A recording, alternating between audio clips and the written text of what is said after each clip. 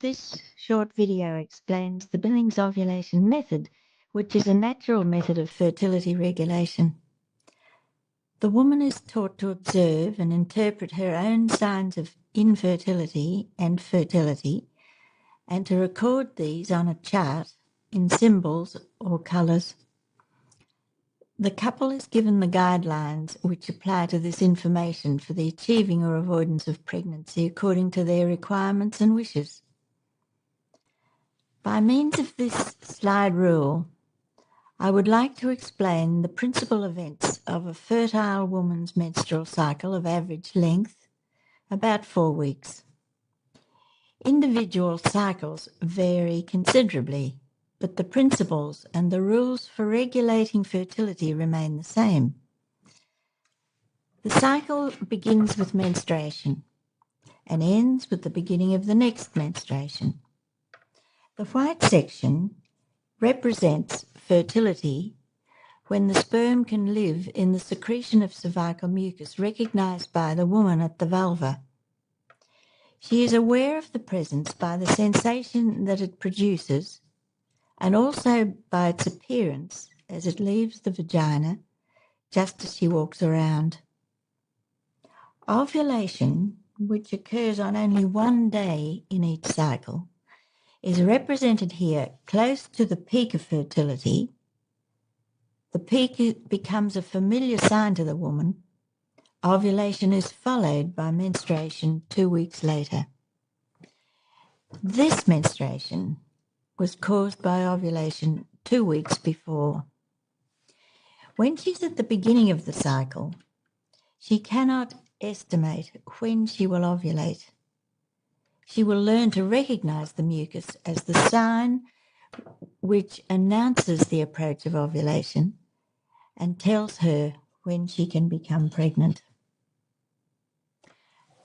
Rhythm calculation or counting days is unreliable because the cycles vary in length due to ovulation occurring early or late in the cycle. The early part of the cycle is short when ovulation is early,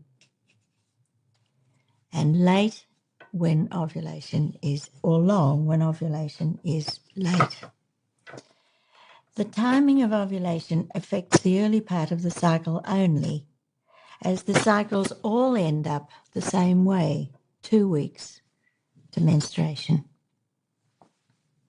Even if a woman's cycles have been fairly regular throughout most of her reproductive life, when she approaches menopause, they usually become very irregular, short and long. A woman who is breastfeeding may not have cycles at all for many weeks or months. When cycles return following weaning, they may be irregular for some time. Ovulation may occur early even before the bleeding or menstruation is finished. The mucus will be obscured by bleeding. Intercourse during heavy bleeding may result in conception.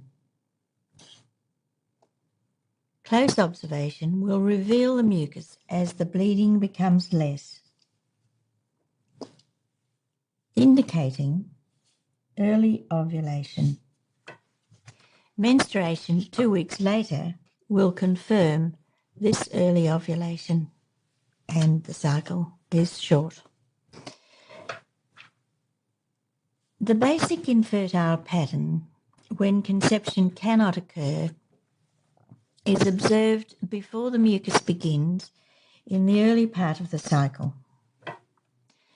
This is an unchanging pattern, either dry, seen here in green, or an unchanging discharge, seen here in yellow.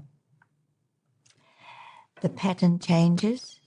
This is represented here by the beginning of the white section and continues as a changing pattern leading to the peak of fertility, represented here by this cross.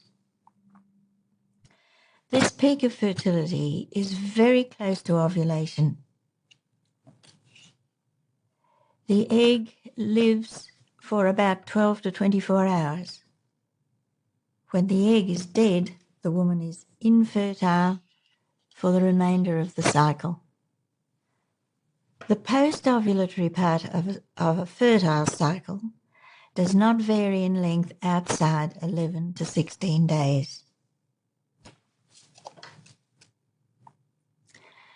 For the avoidance of pregnancy, there are 3 early day rules which apply to the cycle from menstruation to the peak, and the peak rule which applies from the peak until menstruation.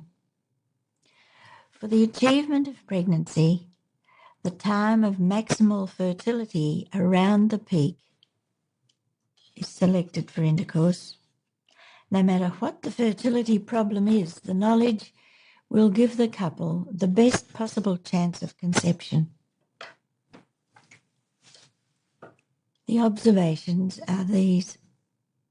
While the woman keeps the first record for 2 to 4 weeks, the couple is requested to avoid all genital contact so that her observations will not be confused by seminal fluid or other stimulated secretions. The 2 observations are what she feels at the vulva when she is in the upright position and what she sees, if anything. Some fertile women do not see any mucus, but even a small quantity can be felt. Internal investigations are not made. When teaching a nervous woman in order to dispel anxiety, ask her, how do you know when menstruation begins? I can feel it and see it, she will say. Ask, have you ever felt something and upon inspection have been surprised because it is not bleeding? Yes, she will say after some thought. And then ask her to describe what she feels and sees. She realizes that this is an easy and natural observation and loses her fear.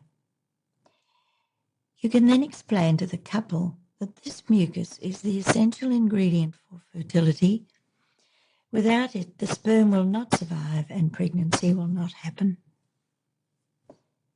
Encourage the woman to keep an accurate daily chart, recording with symbols at night the events of the day, using her own words and writing 2 or 3 words if literate. In this way, she will know from day to day whether pregnancy is possible or not. When teaching, do not overload with unnecessary information. Each woman is an individual. Listen to her. The follow-up interview is usually in 2 weeks' time.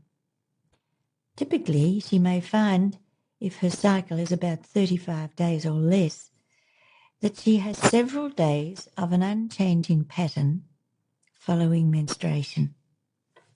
There are 2 possible patterns. She will have only one in an average length cycle. Either all dry, recorded here in green, or a discharge which stays the same day after day before a change occurs, and that is recorded in yellow. These are the basic infertile patterns corresponding to low ovarian hormone levels. The cervix is plugged up with thick mucus, which is impenetrable to sperm cells during this time. The first point of change corresponds to a rise in estrogens. This stimulates the cervix to produce fluid mucus, which causes the plug to leave the cervix. The sensation at the vulva changes as the mucus flows to the outside. Now the sperm can enter the cervix. The change is from dry to no longer dry. This is easily identified. Or from an unchanging discharge to something else. For example, a change in sensation or appearance. This change should be observed in 3 successive cycles for certain identification. The change is recorded with a white baby stamp and signifies that conception is possible now. Genital activity of any sort can lead to pregnancy now. The change means wait. That is, no intercourse, no withdrawal, no contact, no condoms. The fertile phase. When the first change occurs, the woman has no idea when she will ovulate. She may have mucus for 5 or 6 days, or perhaps only half a day.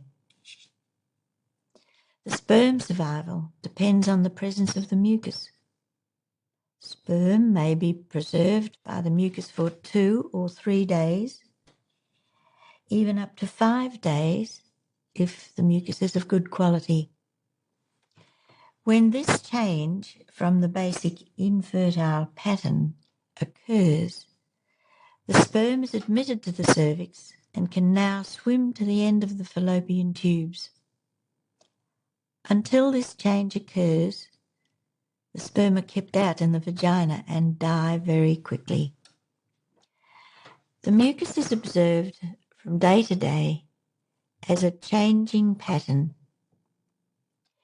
due to the fact that various types of mucus in various proportions are leaving the cervix and will flow to the vulva.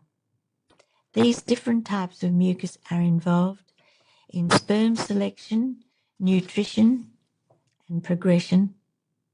The woman may observe sticky, cloudy mucus to begin with, which may become clear and hang in loops. Later, she will notice that the slippery sensation often persists without anything to see. The vulva is now swollen, wet, and slippery just before a dramatic change occurs. This last day of wetness and slipperiness is the peak. Now there will be a change.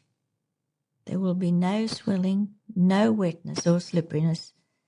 The vulva will be dry or sticky, and the mucus opaque during the next 3 days. There is no wetness or slipperiness after the peak. Ovulation occurs very close to the peak, either on the peak or very shortly afterwards, occasionally on the 2nd day following the peak. During these 3 days, the cervix is closing with thick mucus stimulated by the rise in progesterone. By the beginning of the 4th day, the cervix is completely closed to sperm cells. The egg cell is dead, and the woman is therefore infertile for the remainder of the cycle. There may be some mucus occurring in this part of the cycle. It is variable, but usually tends towards the thick and opaque variety, except just prior to menstruation, when it may develop some wetness in preparation for the opening of the cervix to allow the menstrual flow to occur. All this mucus is recorded with the symbol for infertility, yellow. Rules for the postponement of pregnancy. The rules are always the same for any length cycle and in all circumstances. The early day rules apply from menstruation to the peak. Rule 1, avoid intercourse during the days of heavy menstrual bleeding because bleeding could hide the mucus when ovulation is early. Rule 2, during the basic infertile pattern, intercourse is available on alternate evenings. On the day following intercourse, Seminal fluid could obscure the mucus, so time is allowed for the seminal fluid to disappear. This seminal fluid does not contain live sperm. The woman should be in the upright position before observations are made. Therefore, the evenings are recommended for intercourse. Rule 3.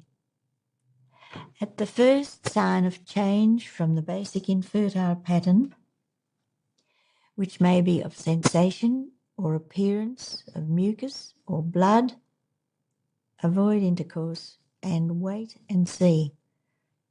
If the basic infertile pattern returns, wait 3 more days.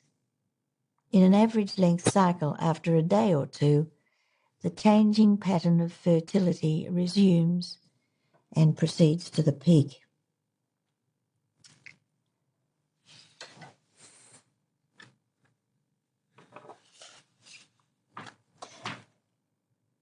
And here you can see this occurring, a short disturbance, and then counting 3, and then the mucus proceeds to the peak. When ovulation is delayed, as in breastfeeding, the basic infertile pattern continues. But this may be interrupted by mucus or bleeding, and at this time the early day rule, wait and see, 1, 2, 3, is applied.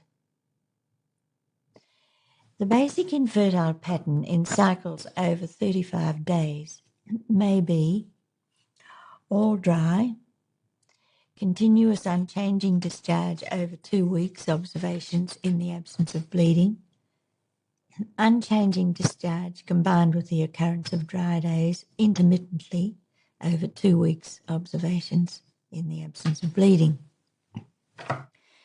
In such a long cycle, due to delayed ovulation, the basic infertile pattern is established over 2 weeks, observations without intercourse. The early day rule, wait and see, 1, 2, 3, is applied to any change. This shows a change of mucus. Therefore, wait and see. Next comes some bleeding. This is not menstruation. There is no preceding ovulation.